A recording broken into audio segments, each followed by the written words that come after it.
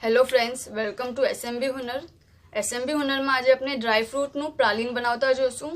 એના માટે આપણાને જોશે ડ્રાય ફ્રૂટ્સ, શુગર અને મિલ્ક ચોકલેટ।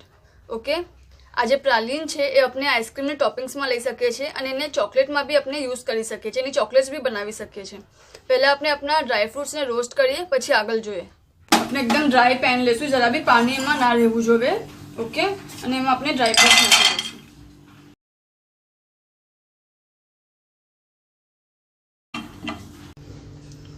अपना ड्राय फ्रूट्स अपने रोस्ट कर लीधा है और अपने एना पीसीस कर लीधा है। ओके, नेक्स्ट अपने शू करशू, पेन में ड्राय पेन लेशू, एमां अपने डायरेक्ट शुगर नाखी देशू, बीजू कई भी नहीं नाखवा। ओके, ने धीरे धीरे आ शुगर मेल्ट थवा लगशे।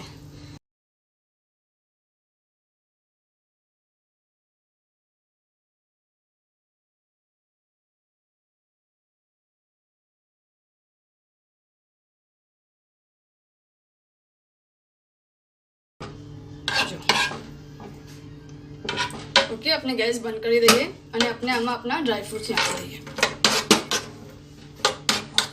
बराबर मिक्स कर लीजिए और तरत ज अपने बटर पेपर पर स्प्रेड कर देशू।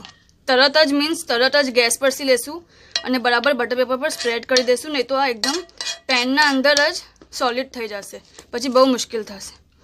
ओके, डायरेक्ट बटर पेपर अपने आने थोड़ी વાર फ्रिज में मूकी दईए, पछी आगळ जोईए। आपनु प्रालिन रेडी छे। हवे आने अपने आइसक्रीम टॉपिंग्सना जेम यूज करी सकीए छीए, आनी चॉकलेट्स भी बनावी सकीए छीए। ओके, अपने पहला आने निकाली लईए अने पछी अपने आगळ जोईए। आने निकालीने अपने आना टुकड़ा भी राखशू अने थोड़ुं एने पीसी भी नाखशू, ग्राइंड भी करी सको छो आप। आपने एकदम बारीक जोवे तो या खाली अपने थोड़ुं कूटी लेशू तो भी थई जशे। ओके, અને સાથે આપણે अपनी मिल्क चॉकलेट भी मेल्ट કરી લેશું। આપણે આના પીસીસ કરી નાખા છે અને આનું થોડું પેસ્ટ भी બનાવી નાખવું છે, એકદમ આને ગ્રાઇન્ડ નથી કરું, જસ્ટ થોડું। ઓકે, હવે આપણે નેક્સ્ટ શું કરશું, આ આપની ચોકલેટ આપણે મેલ્ટ કરી લીધી છે, જસ્ટ આજે આપણા પીસીસ છે આમાં ડીપ કરશું।